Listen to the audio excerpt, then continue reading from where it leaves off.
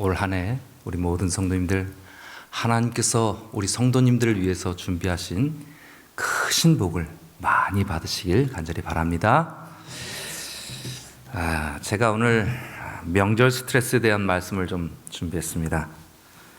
요즘 주부들이 명절 스트레스가 큰데 주부들보다 명절 스트레스가 더 큰 사람들이 많다고 합니다. 주부들은 몸이 고되고 또 여러 가지 마음고생들이 있지만 그 주부들보다 훨씬 큰 스트레스를 받는 사람들이 청년, 구직을 하기 위해 준비하고 있는 사람들과 그리고 직장인들에 대해서 조사를 해봤더니 이들이 가진 스트레스가 엄청나다는 것입니다. 특별히 대한민국에 한 100만 명의 청년이 실업자로 있는데 그중에 45만 6천 명이 지금 대학을 졸업한 실업자이고 44만 3천 명이 고등학교를 졸업한 실업자라 합니다. 청년 중에 10명 중에 1명이 실업자라고 하는데 실제로는 체감적으로는 3명 중에 1명, 한 집 건너 한 집에 실업자가 있다고 합니다. 그러다 보니까 결혼 스트레스, 직장 스트레스, 그다음에 직장을 구하지 못한 스트레스, 여러 가지가 스트레스가 되어서 이제 명절날 모여갖고 서로 덕담을 나누는 것도 부담스러운 상황이 되었다. 실제로 취업 포털 사람인이라는 그런 곳에서 927명을 대상으로 조사를 했습니다. 그런데 명절의 금기어로 취업과 결혼이 나왔습니다. 지금 취업을 하려고 준비하고 있는 사람들에게는 취업을 했는지에 대한 질문이 가장 듣기 싫었고, 또 직장인들에게는 또 결혼을 아직 못한 사람들에게 가장 큰 스트레스라고 했습니다. 앞으로 어떻게 살 것이냐? 앞으로 어떻게 살 거냐? 살이 많이 쪘다. 관리 좀 해야겠다. 내 나이가 몇 살인데 그러냐? 누구는 어디 기업에 취직했다고 하더라. 이런 언급이 말만 나오는 것도 상처가 된다고 합니다. 또 결혼은 언제 하려느냐? 고르지 말고 아무 데나 들어가라. 왜 취업이 안 되니? 차라리 이참에 기술을 배우는 건 어떻겠느냐? 이런 말들이 아주 비수처럼 그들을 찌르고, 또 직장인들 중에서도 사귀는 이성이 있는지, 결혼을 언제쯤 하는지 이런 것에 대해서 한 30%에 가까운 사람들이 스트레스를 받는다고 합니다. 직장을 구하지도 못했고 직장을 구한 사람조차도 결혼에 참 큰 어려움을 겪고 있는 것입니다.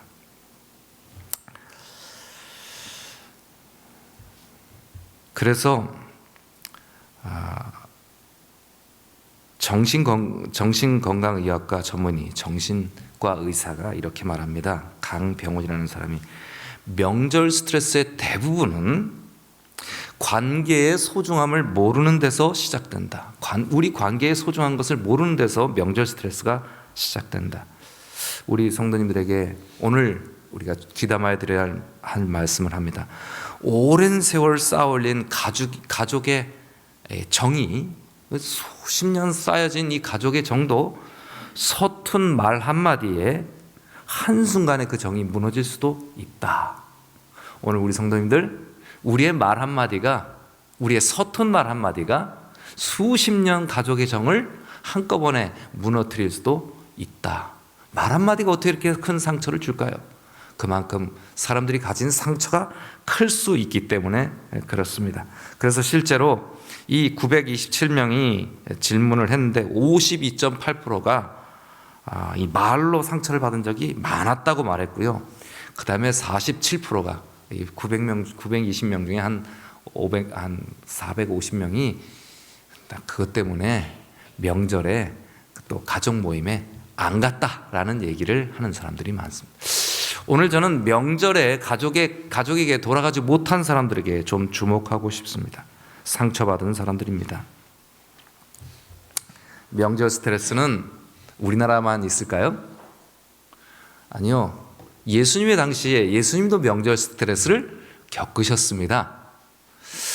출애굽기 34장 23절에는 하나님께서 너는 무교병의 절기를 지켜라. 너희가 구원을 받았기 때문에 이집트에서. 그 다음에 맥추절을 지켜라. 너희가 첫 수확을 얻었기 때문이다. 그 다음에 수장절을 지켜라. 너희가 연말에 너희가 밭에서부터 거두어 다 저장하였으니 수장절을 지켜라. 초막절을 지켜라. 이렇게 34장 23절에 이렇게 세 번을요. 다 같이 한번 읽어볼까요? 시작. 너희의 모든 남자는 매년 세 번씩 주 여호와 이스라엘의 하나님 앞에 모일지니라. 세 번씩 이스라엘 앞에 하나님 앞에 모이라고 했습니다. 우리는 집으로 가지만 이스라엘 백성들은 모두가 한 가족이기 때문에 어디 모이면 되냐면 성전에 모이면 되는 것입니다. 하나님 계신 곳, 아버지 계신 곳으로 모이면 되는 것이에요. 그래서 이스라엘은 집으로 돌아가는 것이 아니라 집에서 어디로 옵니까? 하나님 아버지 집으로 예루살렘으로 모이는 것이죠. 이렇게 모일 때 전국 방방곡곡에서 전방에 있는 군인들이 다 빠져나오면 어떻게 됐습니까? 그러나 34장 24절에 내가 매년 세 번씩 여호와 하나님 내 하나님을 배우려고 올 때 아무도 네 땅을 탐내지 못할 것이다. 내가 확실하게 보증할 테니 너는 안심하고 와라. 하나님이 이렇게 1년에 적어도 세 번은 꼭 만나자고 하나님의 자녀들에게 그렇게 명령하셨습니다. 그렇게 약속하셨죠. 그런데 이스라엘에도 명절에 집에 가기 싫은 사람이 많이 있었던 듯 합니다. 예수님께서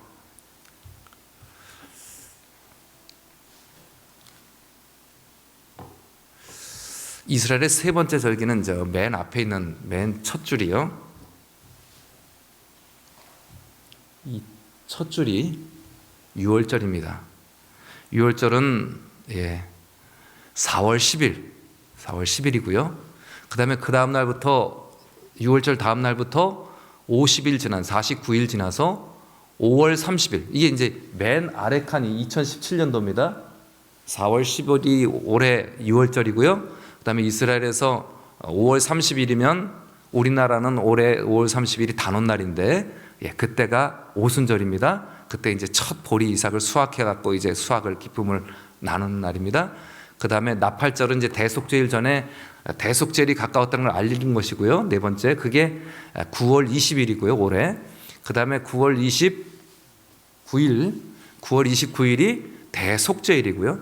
9월 29일을 지나서 5일 지나면 항상 5일이 지나면 그때가 초막절, 수장절, 장막절이라고 합니다. 이스라엘에서 40년 동안 장막을 치고 그들이 광야에서 떠돌았던 것을 기념하고 또 그 가운데 하나님이 그들을 불기둥으로 물기둥으로 인도하신 것을 감사하는 행사를 이 초막절에 자세히 합니다. 자, 한 칸 한 칸이 6월절 4월 10일, 5월 30일 무슨 날이요? 오순절, 49일 50일째. 그 다음에 대속죄일 전에 나팔절 9월 20일, 그 다음 9월 29일 대속죄일, 그 다음에 10월 4일 이번 날이 10월 4일이 추석입니다. 10월 4일이. 그래서 이 수장절이 추석과 같은 것이에요. 6월절은 우리와 같이 어떻게 보면 설날 같은 것이고요. 그런데 이 5가지 절 중에 3가지 절기, 첫째 칸 6월절하고 그 다음에 오순절하고 두 번째 칸 오순절하고 추석, 오늘 추석 10월 4일은 꼭 어디로 모여라? 내 집으로 와라. 아버지가 부르십니다. 하나님 아버지가 내 집으로 와라 부르십니다. 그런데 예수님이 안 가셨어요. 예수님이 안 가셨습니다. 명절에 아버지 집에 안 가신 것입니다.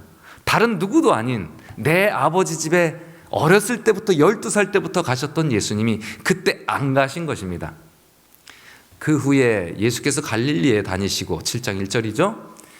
요한복음 7장에 요한복음 4장 5장 요한복음 5장 6장 7장이 명절이 3번 나오는데 이 7장의 1절에는 그곳에서 유대인들이 예수님을 죽이려고 했기 때문에 그 마지막 추석 7장 2절 유대인의 명절인 초막절 이날이 올해는 추석이라고 그랬죠. 우리 추석.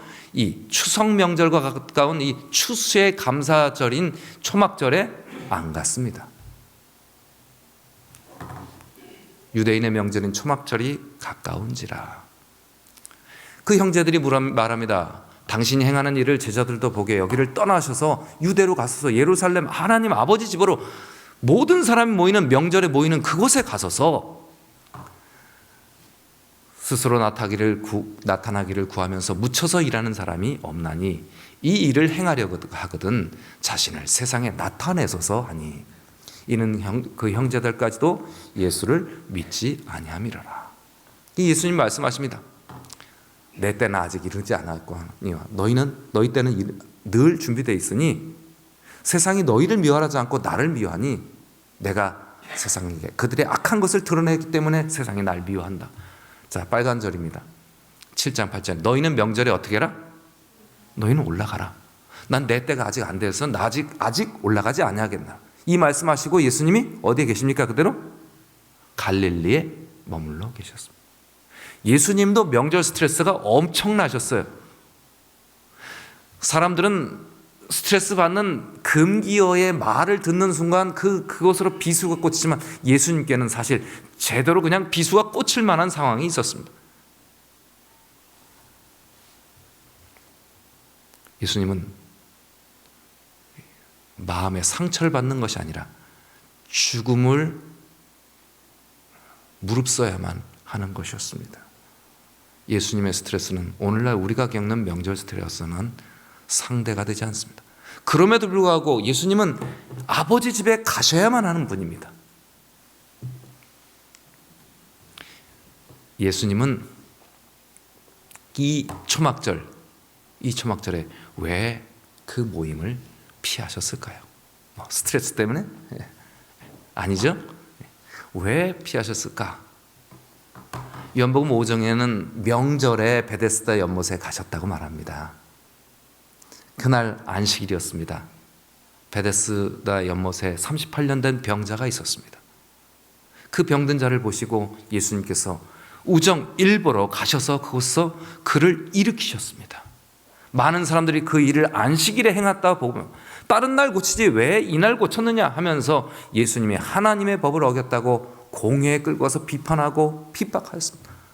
요한복음 5장에는 예수님이 그 일로 핍박을 받게 되었고 사람들이 예수님을 죽이려 하였다고 말합니다. 그런데 요한복음 6장에는 유월절이 가까운지라. 그런데 예수님께서 아직 갈릴리에 계십니다. 갈릴리에 수많은 사람들이 예수님을 따라옵니다. 갈릴리 호숫가에 이 유대에서 꽤 멀리 떨어져 있는 갈릴리 호숫가에 아직도 사람이 남자들이 5,000명이 있었습니다. 남자들은 1년에 3번, 6월절에는 꼭 어디를 가야 됩니까? 오순절은 혹시 못 가는 한이 있더라도 6월절은 꼭 가야 돼요. 설날 명절과 추석 명절은 꼭 가야죠. 그죠? 중간에 하루는 아버님 생신은 어쨌든 꼭 가야 되는 그 명절을 피한 몇 명이 있었어요? 남자 5,000명이 있었습니다.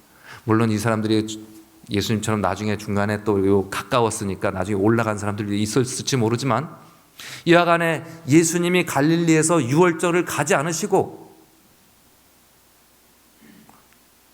예수님을 따라온 수많은 사람들에게 명절 스트레스가 가득했었을 사람들에게 하늘의 생명의 양식을 나눠주십니다. 떡을 나눠주시고요.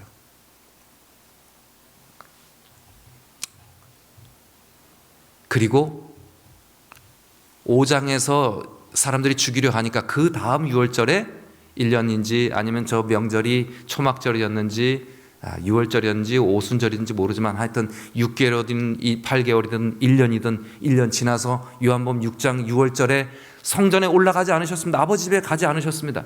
그리고 또 한 6월절이 지나갑니다. 또 한 번 6개월 정도가 지나갑니다.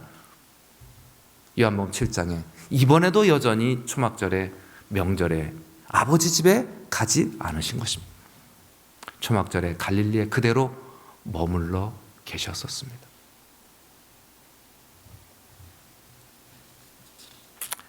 요한복음 6장에 떡을 먹이시고 많은 사람들이 예수님을 왕으로 삼으려고 하고 비록 명절에 하늘 아버지 집에 가지 못했지만 예수님과 함께 있으므로 예수님에게 5,000명과 여아들과 그다음에 노인들을 먹이는 그 만여 명 이상을 먹이는 이 놀라운 기적을 보고 명절에 하나님 아버지 집에 가진 못했으나 이곳에서 더 큰 기쁨을 맛본 사람들이 예수님 왕으로 세우려고 했습니다. 그러나 예수님 다 떠내보내시고 제자들에게, 예수님을 따르는 예수님의 제자들에게 이렇게 말씀하십니다. 내가 곧 생명의 떡이라. 내가 하늘로서 내려온 산 떡이니 내 살은 참된 양식이요 내 피는 참된 음료로다.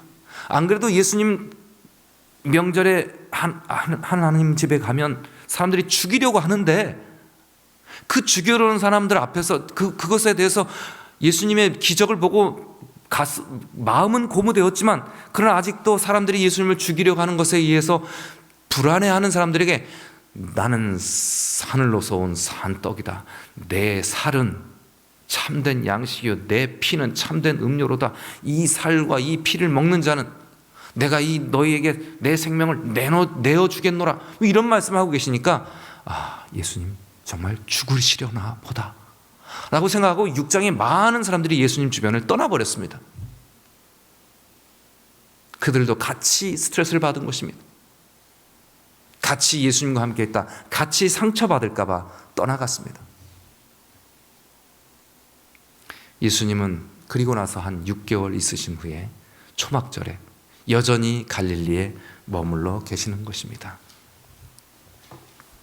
그 다음에 예수님께서 7장에 보면 그 형제들이 다 명절에 올라간 후에 자기도 뒤늦게 올라가시는데 나타나지 않게 조용히 가십니다. 근데 사람들이 벌써 이 명절에 예수님이 왔나 안 왔나 막 찾는 것입니다. 예수님이 곳곳에서 사람들을 벌써 5,000명을 먹였다, 뭐 만여 명을 먹였다, 이런 지난 6월절에 그랬다니까 이번 명절에 올라오면 아마 의시되면서 자기의 세력을 과시하기 위해서 사람들을 세를 엎고서 올라오지 않을까 기대를 하고 예수님 어디 오셨나 찾고 있습니다. 어떻게든지 죽이려고요.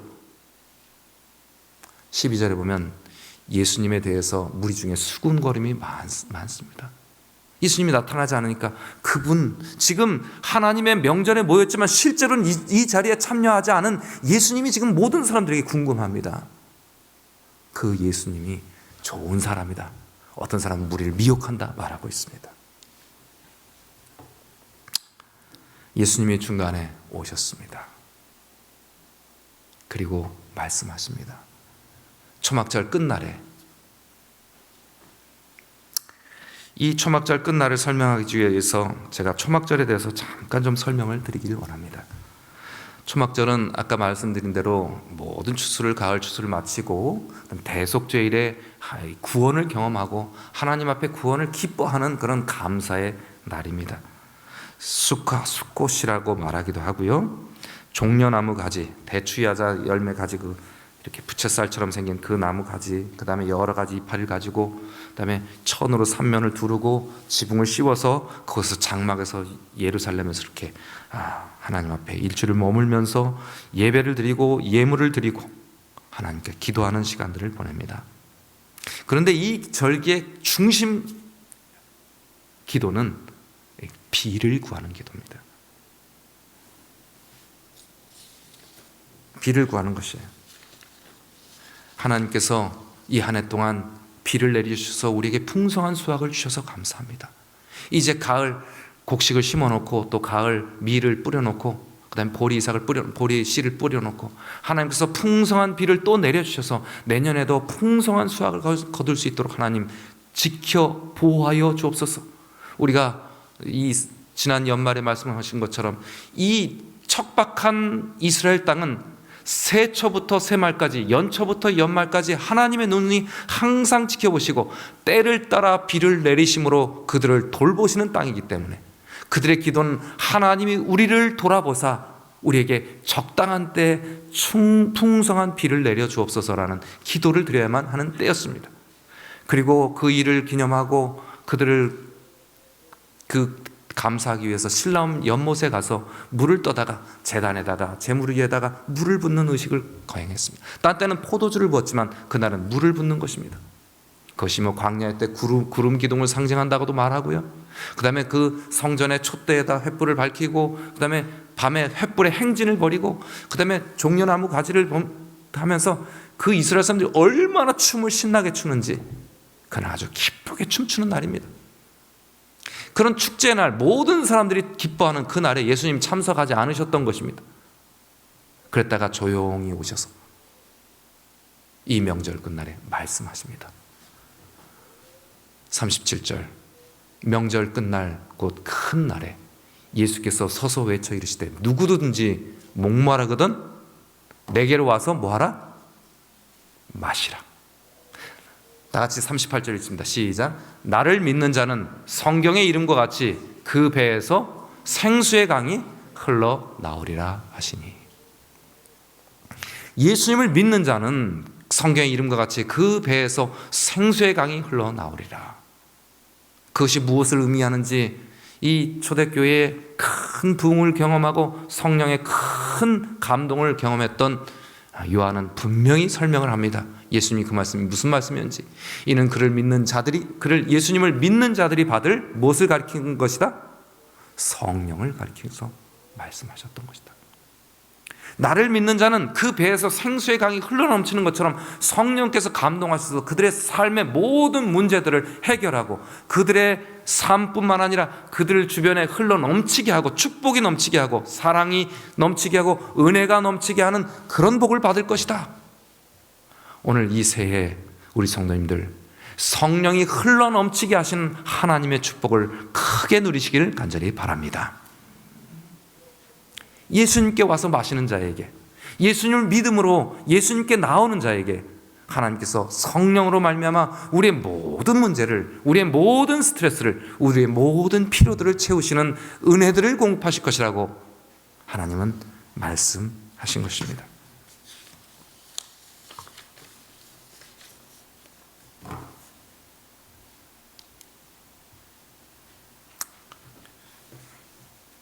그런데 명절만 스트레스 받는 사람들이 있는 것이 아니라 매일매일이 스트레스인 사람도 있습니다. 요한복음 5장, 6장, 7장 했는데 이번엔 다시 4장으로 돌아갑니다. 누가 나옵니까? 사마리아 여인은 명절에만 가는 것이 괴로운 게 아니라 매일매일 사람들 마주치는 것이 괴로운 사람이었습니다. 그래서 사람들이 아무도 다니지 않는 뜨거운 땡볕에 물 기르러 갔습니다. 정말 그 마음에 갈급함이 있었습니다. 안 마실 수도 없고 안 마시면 죽고 사람들은 만나고 싶지 않고. 다 같이 한번 읽어보겠습니다. 시작. 내가 주는 물을 마시는 자는 영원히 목마르지 아니하리니 내가 주는 물은 그 속에서 영생하도록 솟아나는 샘물이 되리라. 아까 나를 믿는 자는 그 하나님께서 그 속에서 생수의 강이 흘러넘치도록 하실 것이라는 말씀을 명절 초막절에 물로 모든 사람들이 기념하는, 물을 붓고 물을 기념하고 비를 달라고 하나님 앞에 간절히 하나님 우리를 보살펴 달라고 기도하는 그때에 너희에게 충만한 생수의 강이 흘러넘칠 것이라고 예수님 약속하셨던 것처럼 이 사마리아 여인에게 똑같은 말씀을 하십니다. 내가 주는 물을 마시는 자는 영원히 목마르지 아니하리니 내가 주는 물은 그 속에서 생수의 강이 돼서 영생하도록 솟아나는 샘물이 될 것이다. 생수의 강이 될 것이다. 이 여인에게 바로 그런 음료가 있었으면 얼마나 좋겠습니까? 그런 물을 내게도 주시고 목마르지 않게 하시고 또 여기 물 기르러도 오지 않게 하소서. 물 기르러 오지 않아서 누구 보지 않게 해달라고요. 사람들 좀 만나지 않게 해달라고요. 그런데 예수님 말씀하십니다. 4장 16절에 뭐라고 했습니까? 사람들 만나기 싫은 이유가 누구 때문인데요? 이 남편 문제 때문인데 예수님 그것을 그 여인에게 말씀하십니다. 가서 내 남편을 불러오라. 너 남편 없습니다. 그래 맞다. 너 지금 남편이 5명 있었으나 지금 남편도 너 남편이 아니다. 이 여인이 계속 재혼을 하고 또 재혼하고 또 재혼하고 여러 이 결혼의 문제 수많은 남들이 도무지 이해할 수 없고 남들이 이해해 줄 수도 없는 그런 문제를, 그런 스트레스를 가득 갖고 사는 것입니다. 해결할 수 없는 문제를 가지고 있었습니다. 그 여인에게 예수님이 만나셔서 예수님이 그에게 물을 주시고 그에게 믿음을 주시고 그에게 소망을 주실 때, 그가 그 예수님의 소망을 받아들이고 예수님이 주신 복음을 믿음으로 받아들이면 그에게는 모든 것이 해결될 그런 복이 있었습니다. 그런데 그 여인은 아직 뭐가 되어 있지 않았습니까? 생수를 받을 만한 뭐가 준비가 되어 있지 않았습니다. 아직 자기 문제를 회피하려고 합니다. 그냥 피하려고 합니다. 그녀에게는 먼저 제거해야 할 고여있는 죄의 물이 있었습니다. 성경 주석에는 그 여인에 대해서 이렇게 말합니다. 새로운 의의 생명이 시작될 수 있기 전에, 새로운 의의 생명이, 이 새로운 하나님의 넘치는 축복이 우리 성도님들에게 삶 속에 흘러넘치게 하시기 전에 먼저 우리 속에 죄로 인한 옛 생명, 이 죄로 인한 죄덩어리인 생명이 죽어야만 합니다. 죄라는 것과 그 다음에 하나님의 복음, 하나님 믿음 공존할 수가 없기 때문에 하나님의 성령이 우리 마음속에, 우리의 삶 속에 흘러넘치기 위해서 우리의 죄는 내어버려야 하는 것이었습니다. 그 여인은 남편을 버리라는 말이 아니었습니다. 그의 인생의 문제를 하나님 앞에 가지고 나오라는 것이었습니다. 이 여인은 여러 번 회피합니다. 그러나 예수님은 다른 종교 논쟁으로 벌리고 어디서 예배를 드려야 됩니까? 우리도 이 메시아 기다립니다. 여러 말 하지만, 자, 참으로 하나님을 예배하는 자는 어디선지 신령과 진정으로 예배할 것이다. 그 문제 다 별것 아니고 차별이 없고 하나님 아버지 앞에 너희는 다 참된 자녀이라고 말씀하시면서 너는 내 집으로 돌아오라. 명절에 고향집으로, 아버지 집으로 가지 못하는 수많은 문제를 가지고 있는 사람들에게 그 모든 문제들 때문에 골치 아파하지 말고 너는 내게로 오라. 너는 지금 내게로 오라. 너의 문제를 가지고 오라. 가지고 오는 순간, 그것은 예수님께 가지고 나오는 순간 그의 죄의 물은 모두 다 제거되는 것입니다.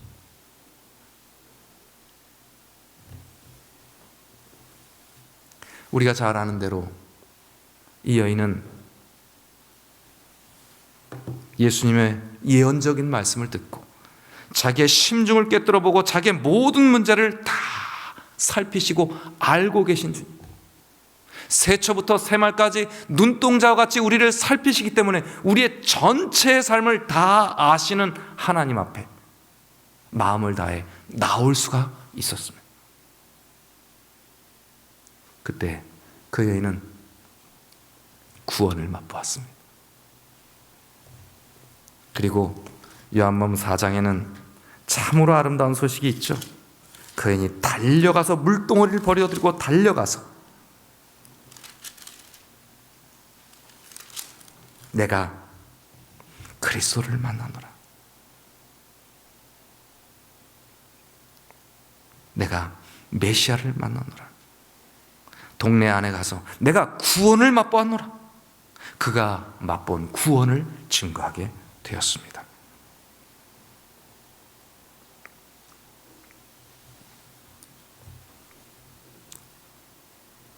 오늘 이 말씀을 설명하면서 요한복음 7장 38절의 생수의 강을 설명하면서 본교 성경 주석에는 이렇게 말하고 있습니다.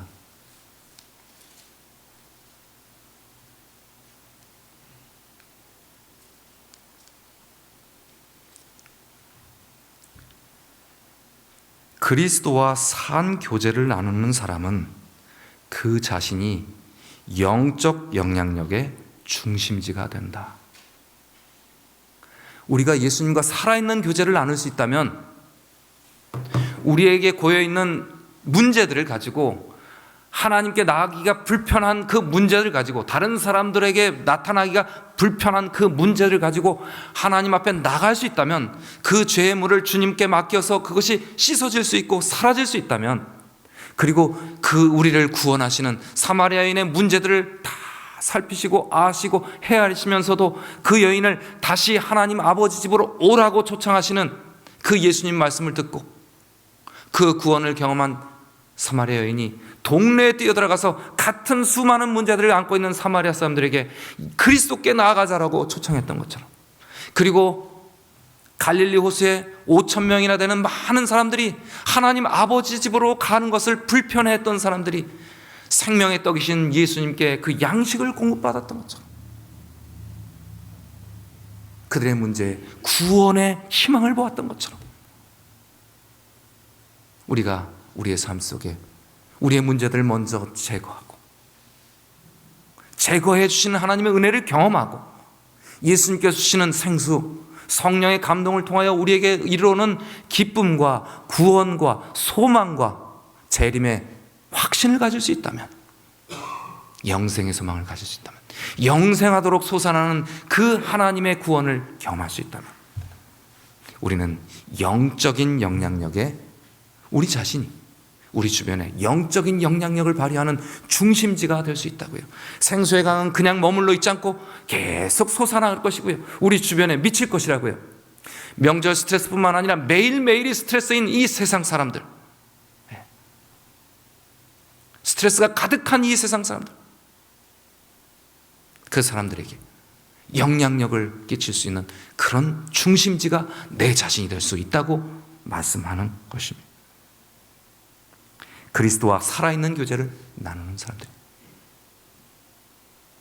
이 세상의 많은 사람들이 빈들의 마른 풀같이 시들어버린 심령들입니다. 빈들의 마른 풀같이 시들은 나의 심령, 주님께서 성령을 부어주셔서 가물어 메마른 땅에 단비를 내리시듯이 우리의 마음속에 성령의 감동을 허락하시고 구원의 은혜를 허락하심으로 우리의 삶 속에 흘러넘치는 기쁨과 감사와 희망이, 오늘 우리 성도님들이 흩어져서 가족을 만나실 때 금기어를 서툰 말로 관계를 깨뜨리고 허물어뜨리는 금기어를 내뱉게 하는 것이 아니라 우리의 소망을 말, 사람들은 말하기를 괜찮다, 명절에는 푹 쉬어라, 젊었을 때 뭐든지 해봐라, 잘 될 거야, 이런 말 제일 듣고 싶어 한답니다. 그러나 그 말조차도 실제로 아픔을 겪은 사람한테는 요즘 말로 영혼 없는 위로의 말이라고 할 수 있겠습니다. 그러나 우리가 가진 소망, 우리가 가진 은혜, 우리가 가진 희망을 말할 수 있다면 우리는 영적 영향력에 생수의 강이 돼서 우리의 가족들에게 흘러넘치는 복된 소망을 알릴 수 있는 우리가 될 수 있을 것입니다. 오늘 우리 모든 성도님의 마음속에 예수님과 살아있는 교제를 통하여 성령의 풍성하신 은혜를 올 한 해 충만히 하나님의 복으로 넘치게 받게 되시길 간절히 소망합니다. 그래서 우리의 모든 주변에 있는 빈들의 마른 풀 같은 시드는 심령들에게 축복의 생수가 되시는 저와 여러분 되시길 바라며 말씀을 줄이겠습니다.